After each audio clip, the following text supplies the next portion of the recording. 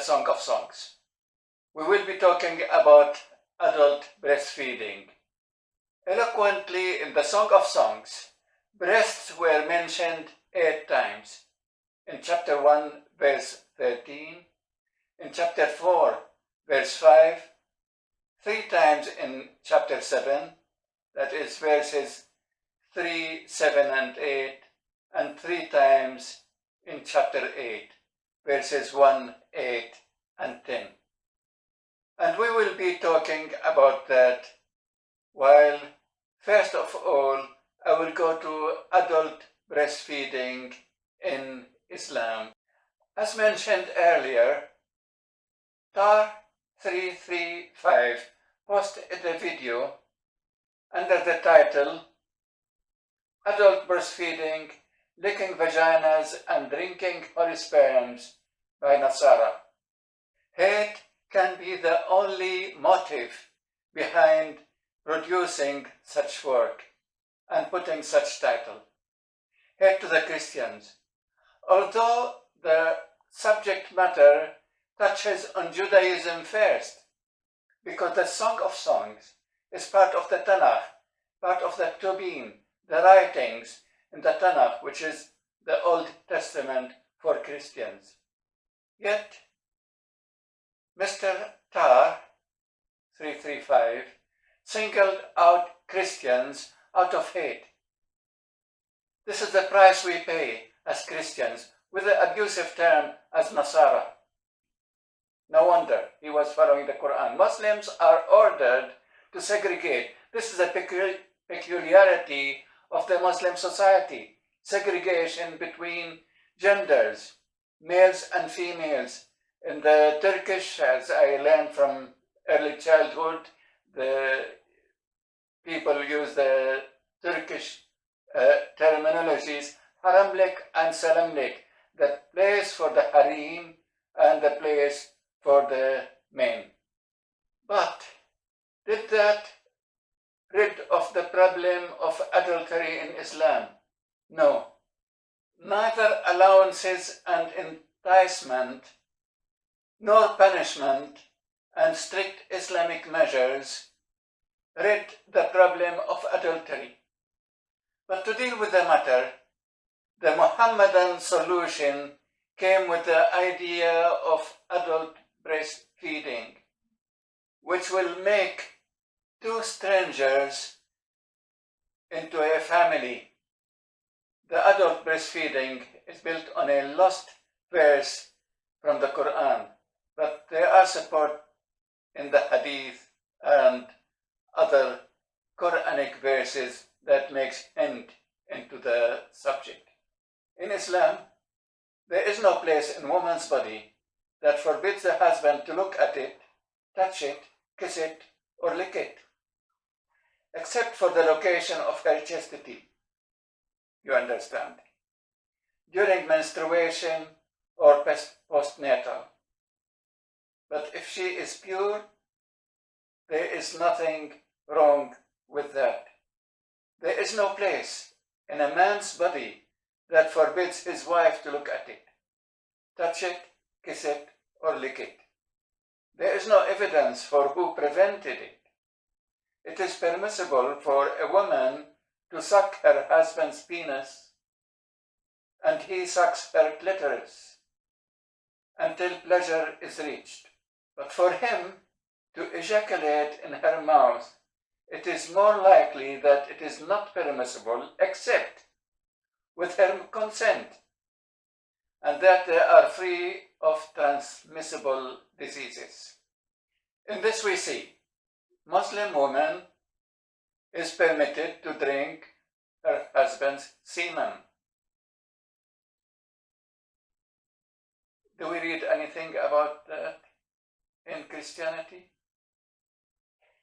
Islam is obsessed by these subjects. If we look at the fatwas in Islam, from the near and far sheikhs, Muslims, imam and sheikhs, issuing fatwas, people asking on these matters so much. Muhammad said, do everything except nikah. And we know the word nikah here is not marriage. The word nikah is the actual sexual intercourse between man and woman. He is addressing married couple. Do everything except nikah. This is the F word in English. Here is the Quran.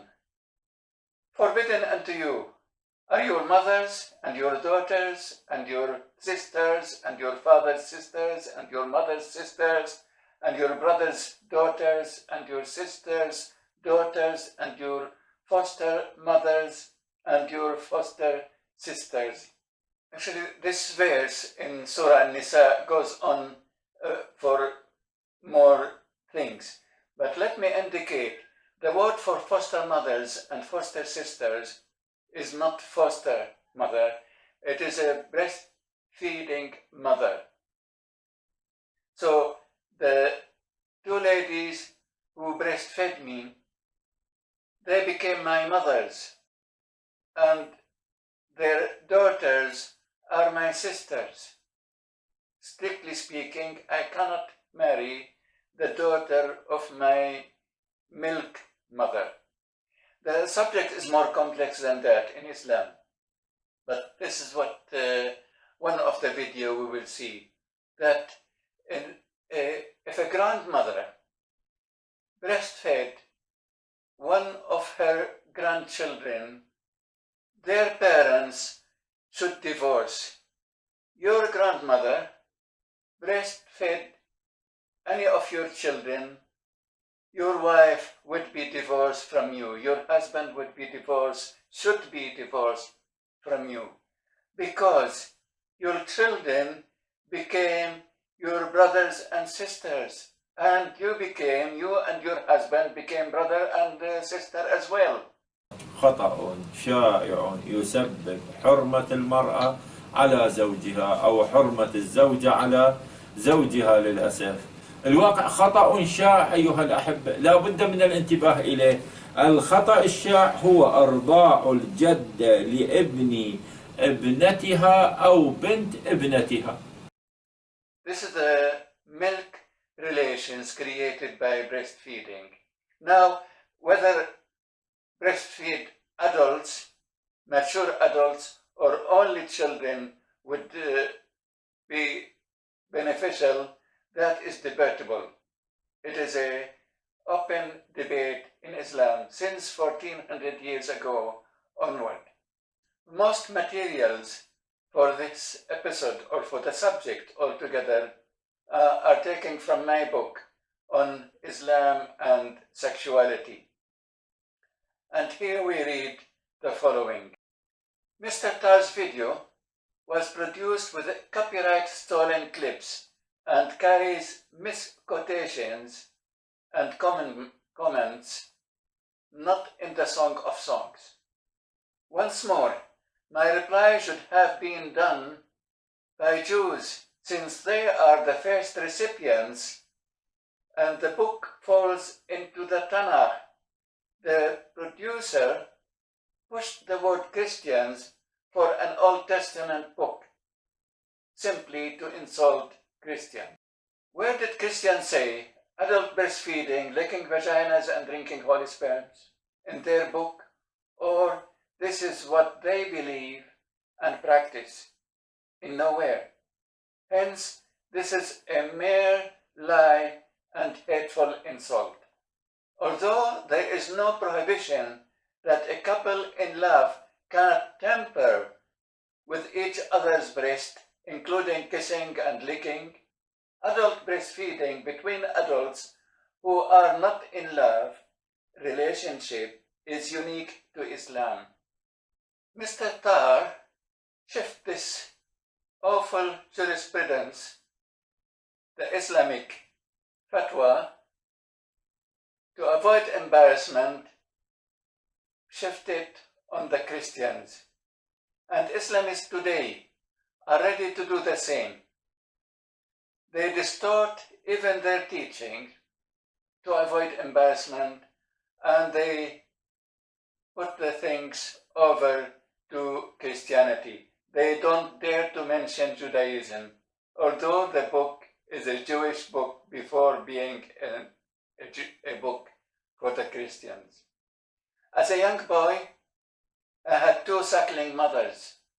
Two ladies gave me their breast as a young boy and breastfed me.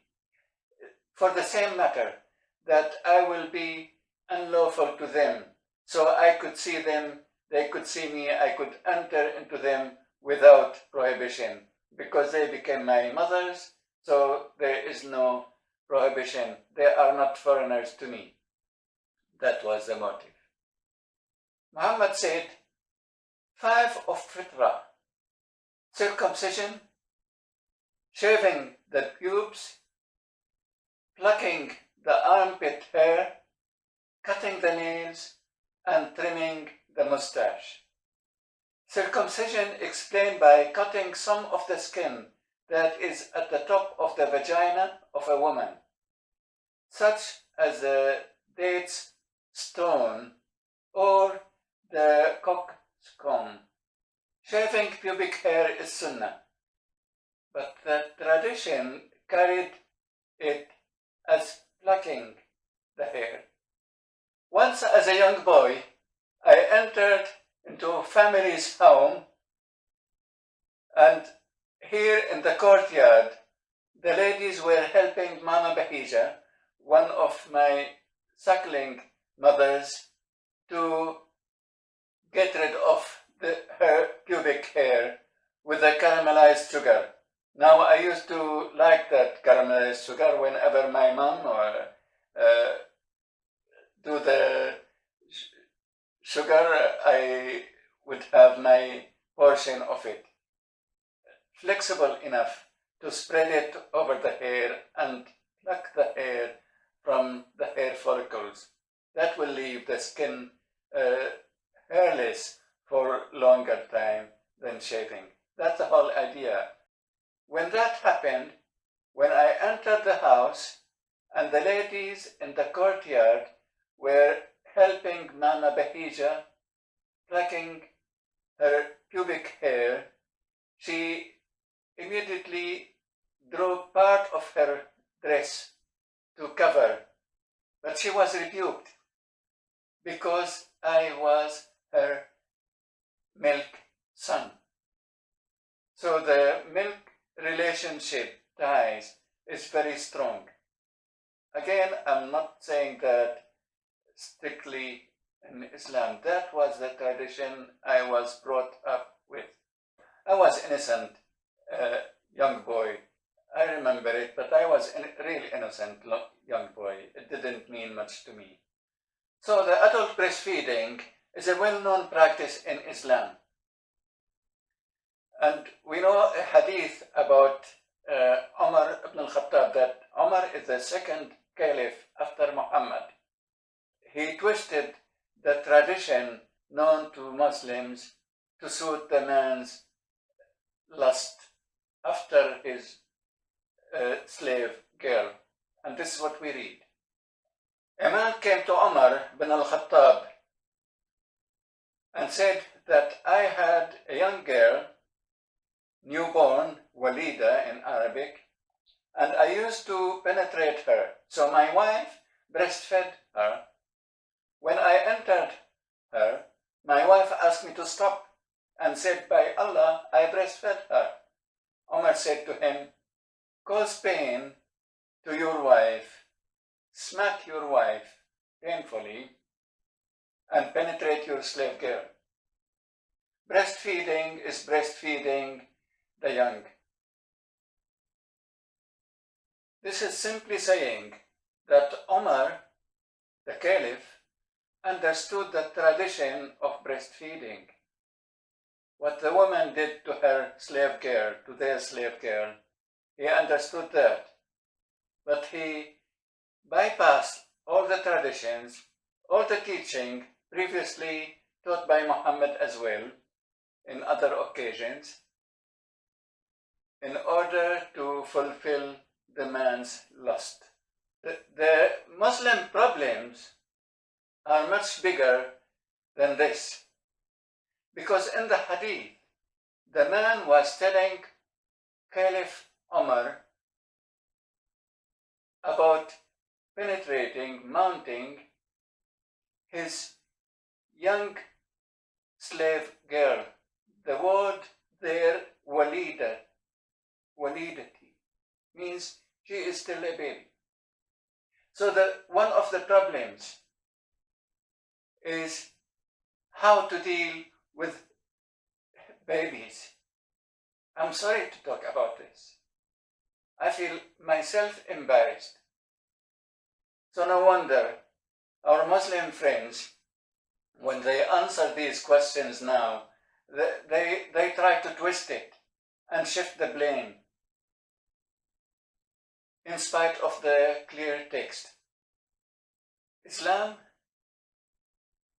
does not prohibit a man penetrating not only his slave girl, but any other girl, baby girl, underage. And this is what we read. Al-Qadi said, there is no penalty on someone who has intercourse with a young girl who has not reached the age of 9, because like her, cannot be lust after. She is young, no one would lust after her. It is similar to insert his finger in her vagina. So penetrating a young girl under the age of 9 is similar to insert his finger into her vagina. In the same way, if a woman entered a male organ of a boy has not reached 10 years, there is no judgment, no punishment against her. The girl under the age of 9 can be penetrated without penalty, no judgment passed on the man. And a woman can take the penis of a boy under 10 years old, enter her, sorry to say that, and nothing against the woman. Because the judgment, the penalty will be upon the sane person, the aqil. That means the age roughly 15. So under 15, they have no judgment, they are not accountable. So the man was furiated. He went to the Caliph Omar to accuse his wife for doing something unlawful. What is unlawful? The milk belonged to the fahl, laban al-fahl. The milk belonged to the man, to the bull. That's an interpretation of the Arabic word in a simple way. The woman is not allowed to breastfeed someone without the permission of the owner of the milk. The husband, the man, owns the milk of his wife. So in that hadith, the woman breastfed her baby servant, his walida, the young, very young girl slave, breastfed her without her husband's permission.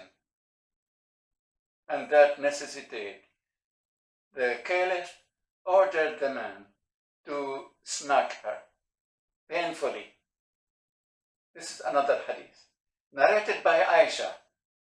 Sahla bin Suhail came to Muhammad, Allah's apostle, and said, Messenger of Allah, I see on the face of Abu Hudayfa, her husband, signs of disgust when Salim enters into our house.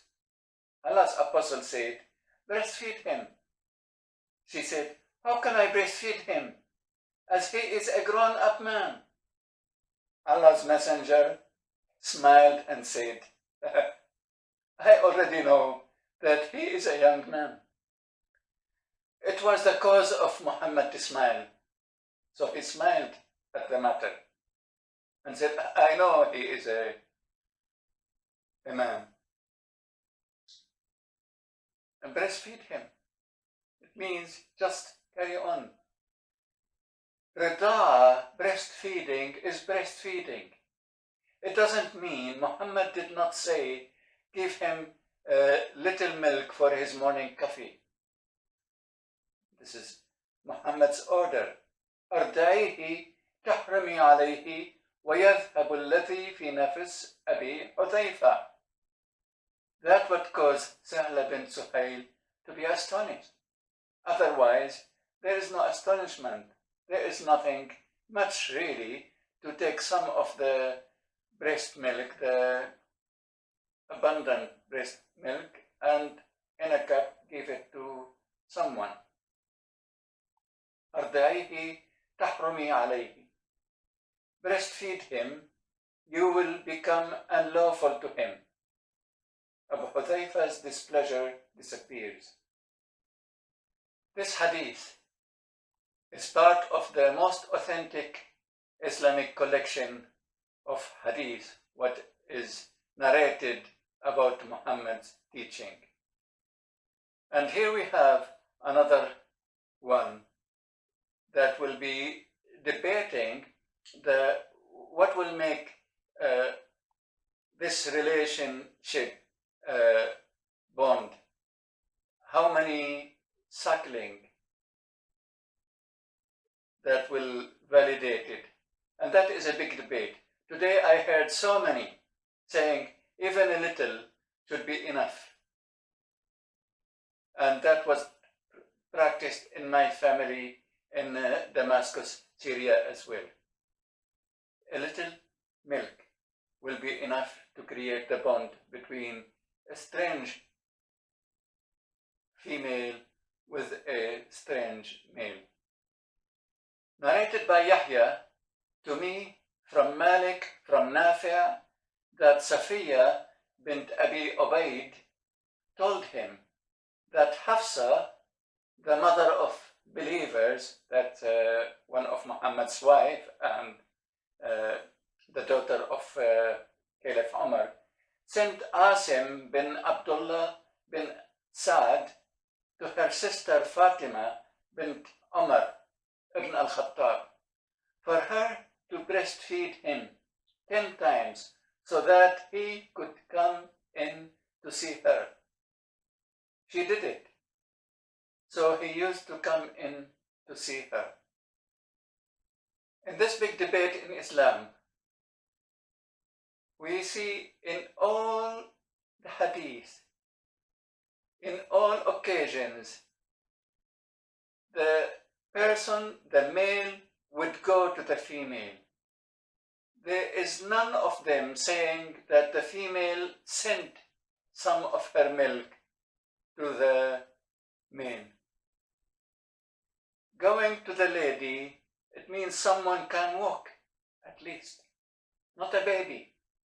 Not under the age of 2, as many now would, to avoid embarrassment, they claim. Oh, that will be only babies under the age of 2. Above the age of 2, it is not validated. No. In all cases, if we read through all the hadiths, there are multiples, dozens of hadith about breastfeeding. In all cases, the males were sent to the females to suckle him, to suckle them. So it means those males can walk, they can talk, they know the direction, they can know their way to what would be their suckling mothers. The insult to Christians in the Arab world in particular is beyond description. It's immense. Christians do not have a right to answer. The same in the rest of the Muslim world. Christians have no right to give an answer concerning this matter or that. Nevertheless, let us come to the Song of Songs, the most eloquent piece of literature. It is a wonderful piece of literature. The love story is not between two strangers. It is not a strange woman suckling, breastfeeding a strange man, or kissing a strange man. Here we have a story about a man and a woman in ardent love, ashq. They have this keenness towards each other. And in this eloquent expressions, the book starts with the following: let him kiss me with the kisses of his mouth. He may kiss me, or, oh, how I wish you would kiss me passionately.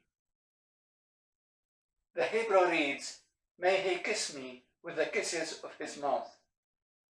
The phrase, yishakni min shakot, kiss me with kisses, is used for emphasis. I have made a tentative English translation to an article in my book, Love and Suffering. I will be happy to send the PDF file to anyone on request. Just send your email. I will be happy to send you the file. Just a commentary, practical comments on this verse 1 in the Song of Songs, chapter 1. May he kiss me with the kisses of his mouth, for your love is better than wine. Something I wrote after my mom's departure. And I believe if she was alive, it was something she would love and cherish. I will be happy to send it to you on request by email. Thank you. Cheers. And whatever age you are not old for love. Let us love. Love your wife sacrificially. Love your neighbor as yourself. Love the world as Jesus loves the world. Thank you. Cheers. May God bless you all.